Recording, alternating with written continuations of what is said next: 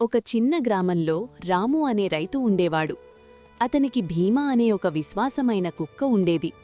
రాము ఎక్కడికి వెళ్ళినా భీమా అతనితోనే ఉండేది. ఒకరోజు రాము అడవికి కట్టెలు తెచ్చుకోవడానికి వెళ్ళాడు. భీమా కూడా అతనితో వెళ్ళింది. అడవిలో పనిచేస్తూ ఉండగా రాము ఒక్కసారిగా జారి లోతైన గుంతలో పడిపోయాడు. బయటికి రావడానికి చాలా ప్రయత్నించాడు, కాని రాలేకపోయాడు.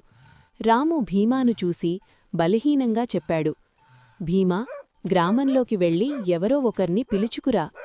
భీమా వెంటనే గ్రామంవైపు పరిగెత్తింది. ఇంటి దగ్గరకెళ్ళి గట్టిగా మురుగుతూనే ఉండింది. మొదట ఎవరూ పట్టించుకోలేదు, కాని భీమా ఆగకుండా మురిగింది.